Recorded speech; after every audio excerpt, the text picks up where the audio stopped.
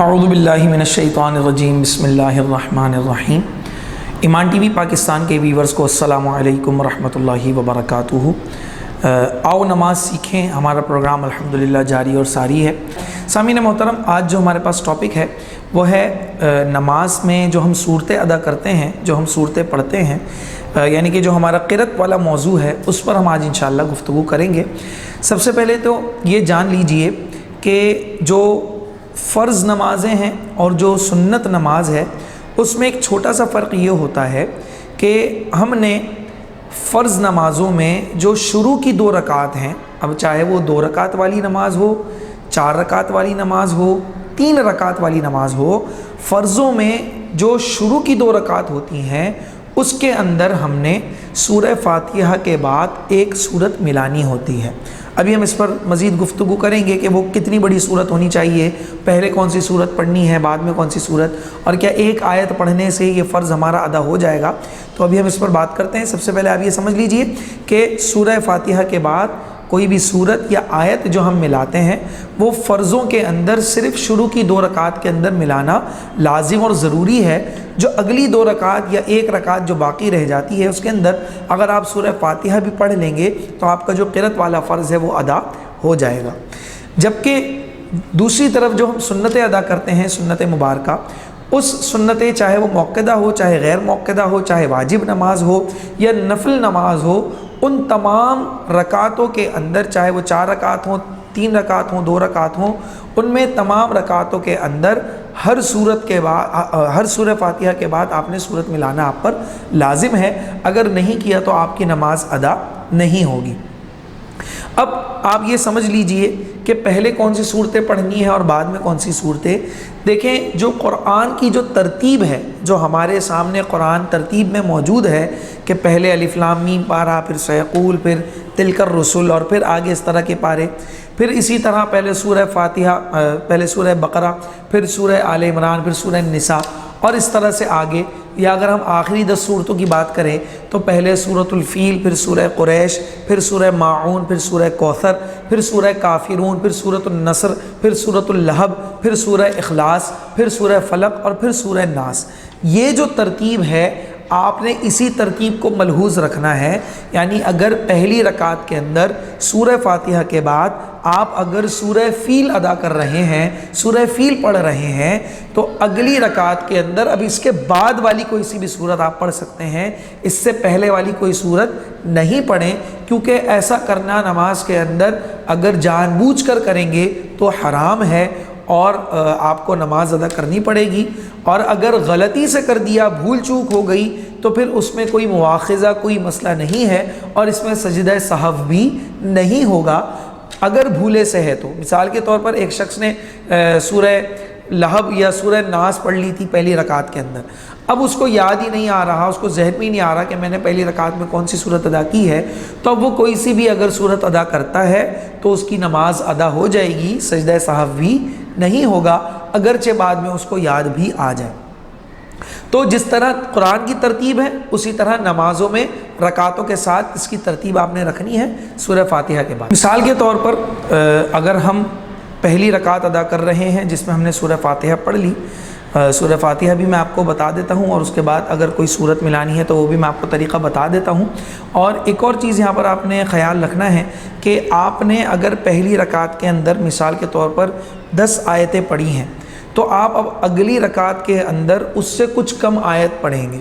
تاکہ جو اس کی ترتیب ہے وہ پوری رہے۔ اور ہمیں جو یعنی کہ علماء کرام نے سکھایا وہ یہی کہ یا تو اس کے برابر پڑھے یا اس سے کم پڑھے۔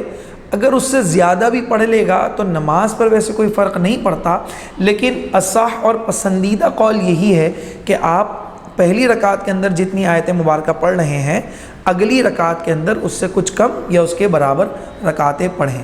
آئیے میں آپ کو بتا دیتا ہوں کہ کس طرح ہم پڑھتے ہیں۔ اعوذ باللہ من الشیطان الرجیم، بسم اللہ الرحمن الرحیم، الحمدللہ رب العالمین، الرحمن الرحیم، مالک یوم الدین، ایاک نعبد و ایاک نستعین، اہدنا الصراط المستقیم صراط الذین انعمت علیہم غیر المغضوب علیہم ولا الضالین آمین۔ بسم اللہ الرحمن الرحیم۔ ألم تر كيف فعل ربك بأصحاب الفيل ألم يجعل كيدهم في تضليل وأرسل عليهم طيرا أبابيل ترميهم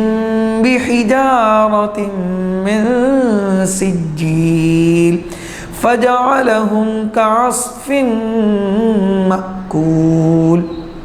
یہ پہلی رکعت ہو گئی۔ پھر اسی طرح دوسری رکعت میں جب آپ جائیں گے تو سورہ فاتحہ اور اس کے بعد آمین آہستہ آواز میں کہہ کر بسم اللہ پڑھ کر پھر آپ اگلی کوئی بھی سورت جو سورہ فیل کے بعد ہے اور جس کی آیت مبارکہ سورہ فیل سے کچھ کم ہو اس کو ادا کریں گے۔ اب یہاں پر دیکھیں کہ نیچرلی طور پر سورہ فیل کے بعد سورہ قریش ہے کہ جو تعداد کے جو آیات ہیں اس کی تعداد کے اعتبار سے سورہ فیل سے کچھ کم ہے، تو ہم اس کو بھی ادا کر لیتے ہیں۔ بسم اللہ الرحمن الرحیم۔ لإیلاف قریش إيلافهم رحلة الشتاء والصيف فليعبدوا رب هذا البيت الذي أطعمهم من جوع وآمنهم من خوف۔ پھر اس کے بعد آپ رکوع میں جا سکتے ہیں۔ اور یہاں پر دیکھیں جو میں نے آپ کو اسپیڈ بتائی ہے، آپ نے فرض اور سنت کے اندر اتنی ہی اسپیڈ رکھنی ہے۔ اگر آپ تراویح ادا کر رہے ہیں یا پھر نفل نماز ادا کر رہے ہیں تو آپ اس میں کچھ تھوڑا سا زیادہ تیز، مثال کے طور پر لإیلاف قریش إيلافهم رحلة الشتاء والصيف فليعبدوا رب هذا البيت الذي أطعمهم من جوع وآمنهم من خوف۔ اس طرح بھی ادا کر سکتے ہیں، لیکن فرض اور واجب اور سنن کے اندر آپ نے اسی اسپیڈ کو رکھنا ہے جو میں نے ابھی آپ کو پہلے بتائی ہے۔ اچھا، اب دیکھیں کہ اگر آپ سورہ صرف کوثر ادا کر لیں سورہ فاتحہ کے بعد تو کیا آپ کا فرض پورا ہو جائے گا؟ تو اس کا جواب یہ ہے کہ جی ہاں، کم سے کم اتنی بڑی آیت یا اتنی آیتیں یا اتنی بڑی صورت آپ نے ادا کرنی ہے جتنی سورہ کوثر کی مقدار ہے۔ سورہ کوثر میں 3 آیتیں ہیں اور وہ جتنی بڑی ہیں اتنی ہی بڑی آپ کوئی آیت، کوئی صورت یا کہیں سے بھی آپ قرآن سے پڑھ لیتے ہیں تو آپ کا فرض ادا ہو جائے گا سورہ فاتحہ کے بعد۔ اور سورہ فاتحہ پہلے پڑھنا ضروری ہے، اگر اس کو بھی بعد میں پڑھیں گے تو یہ جو واجب ہے وہ چھوٹ جائے گا، پھر اس میں آپ کی نماز پر مسئلہ آ جائے گا۔ تو لہذا آپ نے سورہ فاتحہ کو پہلے پڑھنا ہے۔ سورہ فاتحہ فرض ہے نماز کے اندر، فرض اور واجب، قرات جو ہے وہ ہماری فرض ہے، سورہ فاتحہ پڑھنا واجب ہے۔ تو اس کو اسی ترتیب سے آپ نے رکھنا ہے کہ پہلے سورہ فاتحہ پھر بعد میں کوئی آپ سورت ملائیں گے۔ اچھا، اب اگر کسی نے سورہ فاتحہ کے بعد صرف آیت الکرسی پڑھ لی، اب آیت الکرسی ایک آیت ہے، تو کیا نماز ادا ہو جائے گی؟ تو جی ہاں، سورہ فاتحہ کے بعد اگر صرف آیت الکرسی پڑھ لیتے ہیں اللہ لا الہ الا هو علی، تو آپ کی نماز ادا ہو جائے گی۔ اور دیکھیں، ہر چیز میں رول اور اصول وہی ہے کہ سورہ کوثر کی مقدار کے برابر آپ نے سورت پڑھنی ہے یا آیت پڑھنی ہے یا اتنی آیتیں پڑھنی ہے کہ سورہ کوثر کی مقدار پوری ہو جائے، اور اگر اس سے کم ہے تو آپ کا فرض رہ جائے گا۔ اگر جان بوجھ کر ادا کر رہے ہیں تو نماز ٹوٹ جائے گی، اور اگر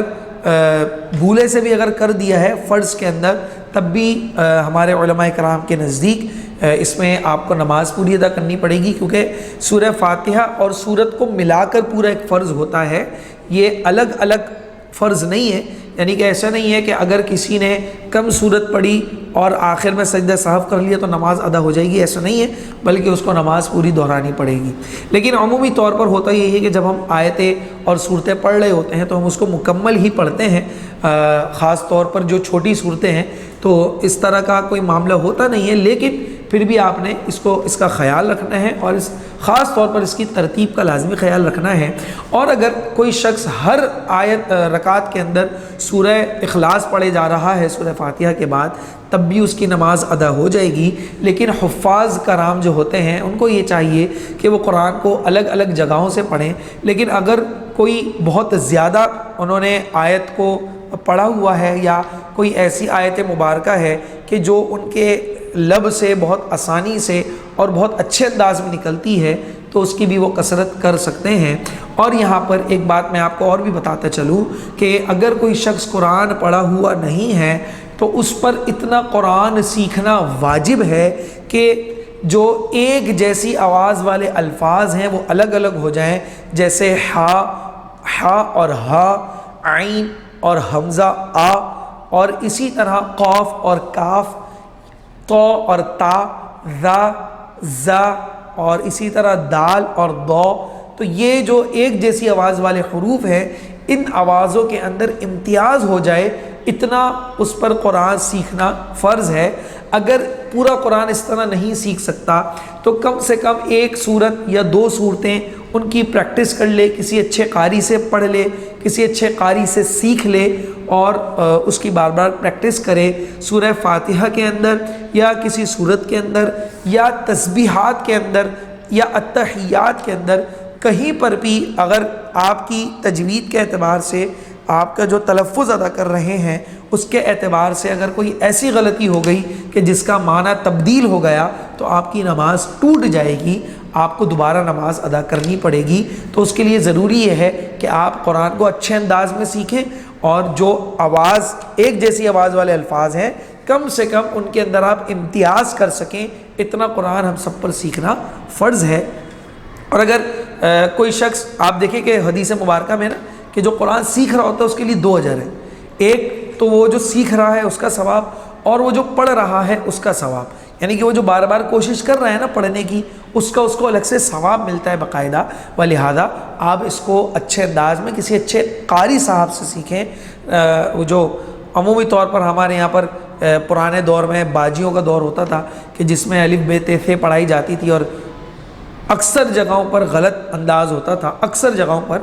بہت ساری جگہوں پر صحیح بھی ہوتا تھا۔ تو آپ نے قرآن کو اس طرح سیکھنا ہے۔ یقیناً آپ کو یہ تمام باتیں ہماری سمجھ میں آ گئی ہوں گی۔ اس میں اگر کوئی آپ کو غلطی نظر آئے، کوئی آپ کو کمی لگے تو آپ ہمیں کمنٹس میں ضرور بتائیں۔ وآخر دعوانا ان الحمد للہ رب العالمین۔